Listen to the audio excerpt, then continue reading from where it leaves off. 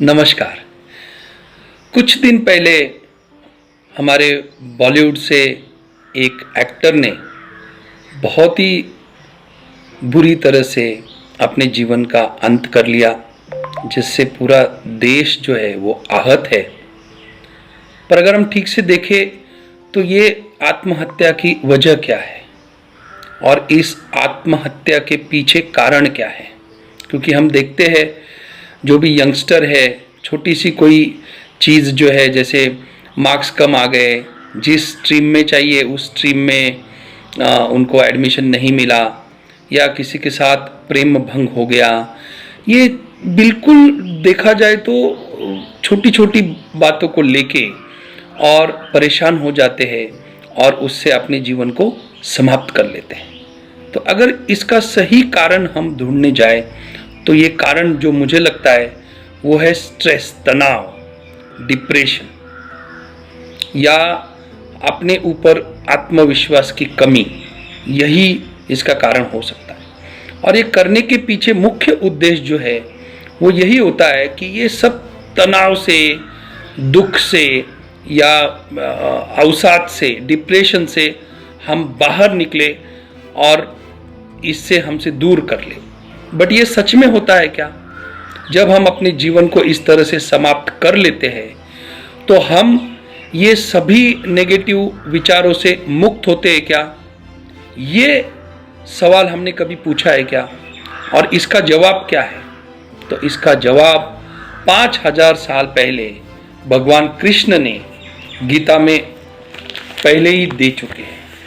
तो मैं आज आप सबको ये विनती करूंगा कि ये जो 15वां अध्याय है भगवद गीता का, उसमें का जो 8वां श्लोक है, वो अगर हम ठीक से समझ ले तो हम कोई भी जो भी इस वीडियो को देख रहा है वो कभी भी अपने आप को इस दुखद तरीके से अपने जीवन का अंत नहीं करेगा।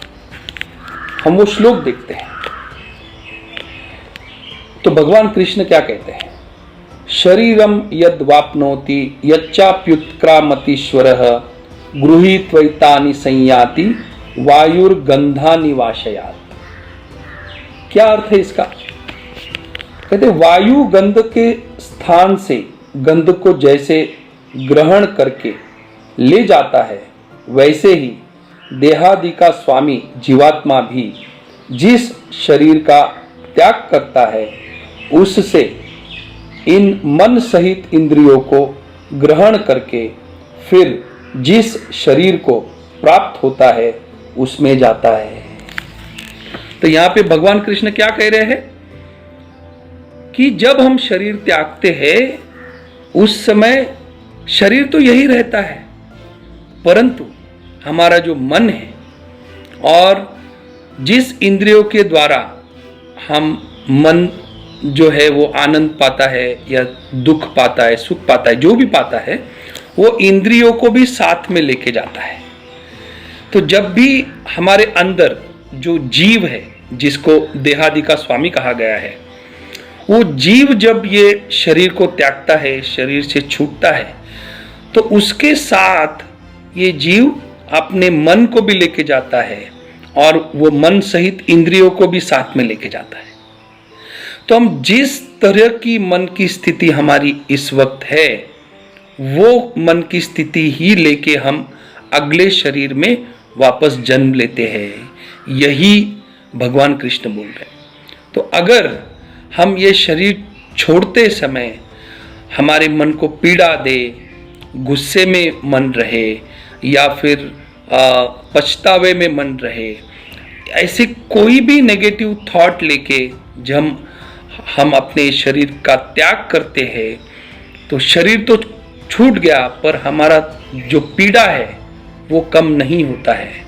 और अगले शरीर, अगले जन्म में हम जो भी शरीर धारण करते हैं, इसी पीड़ा को साथ में लेके हम वो शरीर धारण करते हैं। तो मैं आपसे सभी से ये निवेदन करूँगा कि ये श्लोक को आप ज़रूर पढ़िए, इसके अर्थ को जरूर पढ़िए।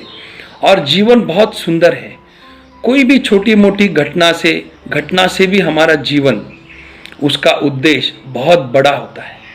और अब थोड़ा देखिए ना, बचपन से लेके आज तक ऐसी कितनी घटनाएं, कितनी ऐसी चीज़ें, परिस्थितियां हुई है जो हमारे विरोध में हुई है, पर उससे निकल के भी हम आगे आ गए और जीवन बढ़ता रहा आगे। तो जीवन जो है वो चलते रहने का नाम है। तो कोई छोटी मोटी घटना होती है जीवन में, उससे हम हमारे जीवन को समाप्त कर लेना, ये बुद्धिमत्ता का लक्षण नहीं है। हाँ, इसके लिए अगर आपके मन में ऐसे कोई भी विचार हो, तनाव हो, अवसाद हो, डिप्रेशन हो, तो आप ज़रूर आर्ट ऑफ लिविंग के हमारे किसी भी टीचर को संपर्क करें। वो आपको कुछ ब्रीदिंग एक्सरसाइज, सुदर्शन क्रिया, प्राणायाम का ज्ञान देके आपको ये सब नेगेटिव विचारों से तुरंत ही मुक्ति दिला सकते हैं। जय गुरु।